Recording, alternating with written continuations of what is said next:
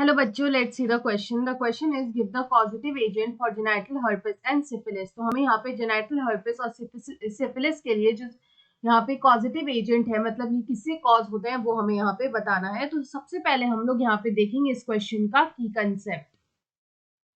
तो यहाँ पे की कंसेप्ट में हम लोग लिखेंगे एसटीडीज। तो यहाँ पे ये एसटीडीज होते क्या है, तो ये जो एसटीडीज है इनको हम लोग बोलते हैं सेक्सुअली ट्रांसमिटेड डिजीज।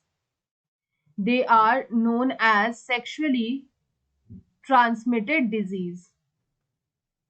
तो यहाँ पे ये जो सेक्सुअली ट्रांसमिटेड डिजीज होती है, ये कैसे डिजीजेस होती है वो हम लोग यहाँ पे समझते हैं। तो यहाँ पे हम लोग इस सेक्सुअली ट्रांसमिटेड डिजीज को रेफर करेंगे एज एसटीडी।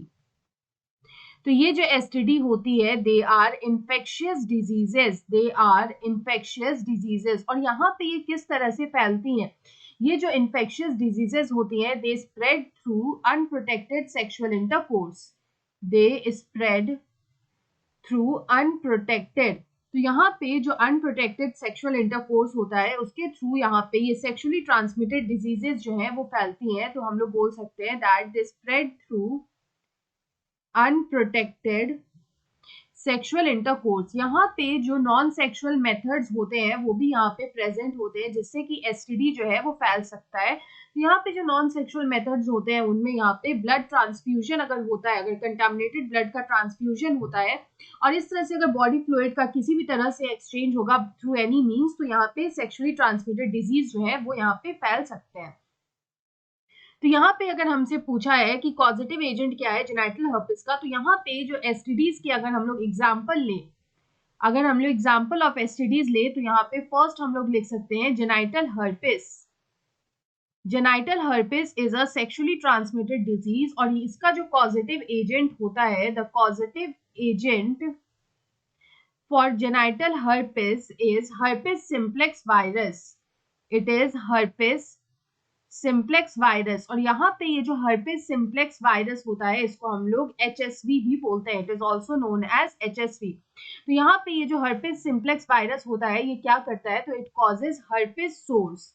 यहाँ पे जो सोर्स है वो यहाँ पे उनका फॉर्मेशन होता है, यानी कि ये जो सोर्स होते हैं basically they are painful blisters, they are painful blisters. और ये जो पेनफुल ब्लिस्टर्स हैं ये कॉज होते हैं in case of genital herpes.